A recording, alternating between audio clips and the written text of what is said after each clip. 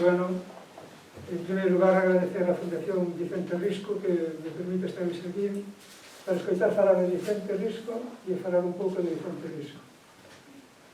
En Xinzo, supoño que, como pasa en moitas vilas, hai moitos veciños que se conocen máis polo seu alcume que polo seu nome.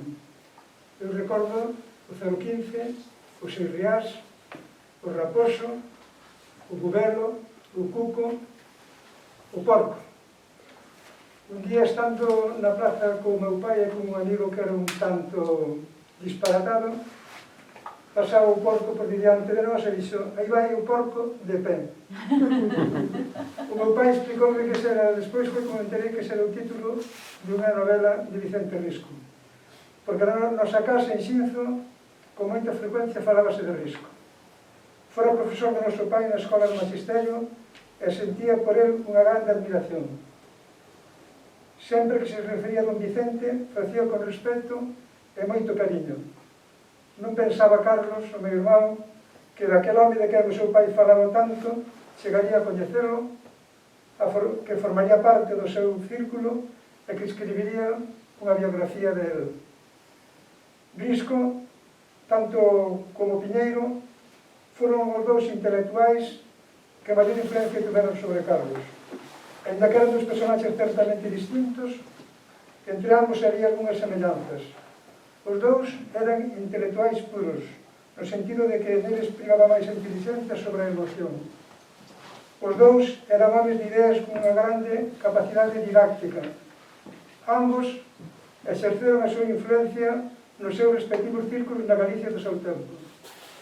Poucas persoas influíron tanto como Risco nos mozos galeguistas de antes da República, do mesmo xeito que poucas persoas influíron tanto como Ramón Piñeiro nos mozos da posguerra. Risco definiu o nacionalismo e fixo nacionalistas aos mozos da súa época. Piñeiro repensou o galeguismo e fixo galeguistas a moitos rapaces desde os anos 50 en adiante. Pero entre ambos os dous había tamén diferencias considerables. Risco era aficionado ás grandes piruetas intelectuais, sentía dun xeito moi acusado o prurito da originalidade, ao contrario de Piñeiro. En Risco había unha grande inclinación por o irracional, a mística, o orientalismo, a teosofía, o ocultismo, é dicir, tiña unha certa concepción lúdica da vida intelectual. Carlos coñeceu a Risco ao remate dos 50 en Ourense. Estaba estudando no instituto e presentase un concurso de contos, concurso titulado Concurso Provincial de Cuentos de Navidad.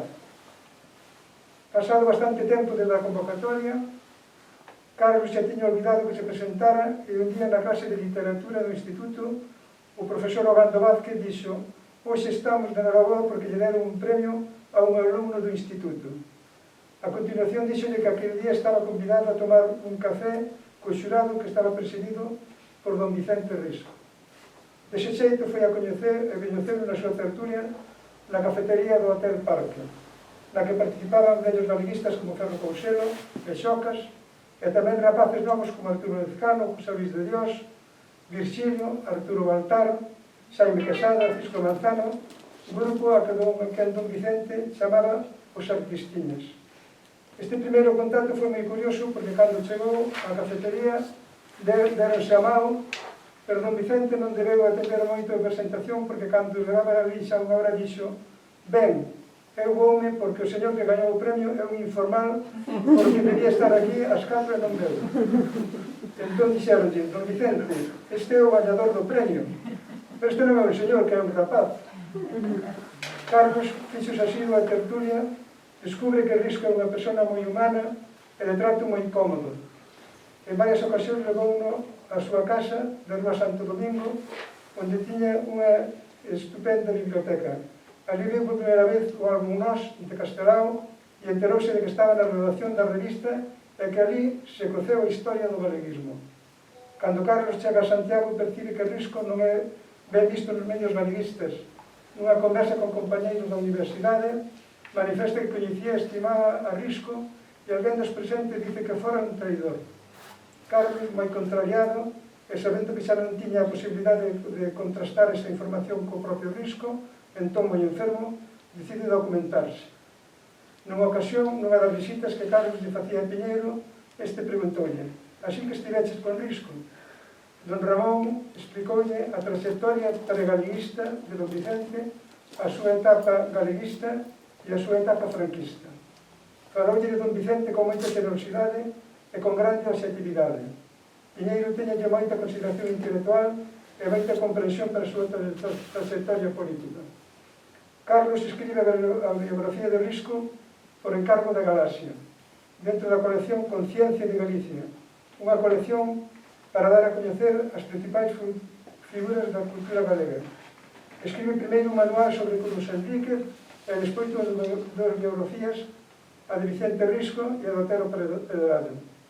Escribe tamén unha chaga biográfica en forma de entrevista con Ángel Fole e o ensaio Ramón Piñeiro, unha vida por Galicia. Quedou sin rematar un libro de conversas con Cunqueiro, debido que o autor da Escola de Menciñeiros enfermou e non foi posible rematala. O recollido ante entón foi editado na revista Grial. A Carlos gustaban as biografías, tanto lelas como escribilas, de que fora o único estudoso que asinara máis de 2 volumes para a colección. Ademais, tanto no caso de Vicente Risco como de Otero Pedrallo, prácticamente non había traballos académicos sobre eles, polo que foron traballos de obrigada consulta, de tal xeito que se reeditaron nun único tomo titulado Conciencia de Galicia, Risco, Otero, Curros, 3 biografías. Carlos é consciente de que está escribindo a primeira biografía de Vicente Risco, pero que non debería ser a última.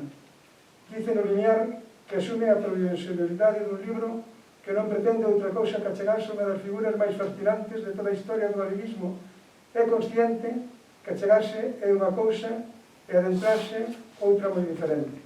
Para ele, entrar na vida de Risco foi unha tarefa tan atractiva como complicada. Atractiva polo personaxe en sí, indispensable para coñecer a historia de Galicia dos últimos 60 anos, pero tamén complicada pola singularidade da súa obra e polas extrañas voltas e reviravoltas que deu ao longo da súa dilatada existencia. Para ele tampouco debería ser esta a última biografía de Risco por razón de objetividade. E non quere dicir que a súa biografía non sexa objetiva. Cree que na medida que pode ser o calquera obra humana, recoñece que se esforzou en non traspasar nunca para baixo os límites que impón a fidelidade e a verdade histórica. A investigación e o estudio foronlle desvelando pouco a pouco as grandezas e as debilidades daquel home, os dramas interiores de tocar moitas veces máis ben tragedias o volveron máis humano aos seus ollos. Recoñece que a biografía está escrita desde o cariño, a admiración intelectual e a amistade, o mesmo cariño e admiración que lle profesaba o noso pai, que fora un de don Vicente. Moitas gracias.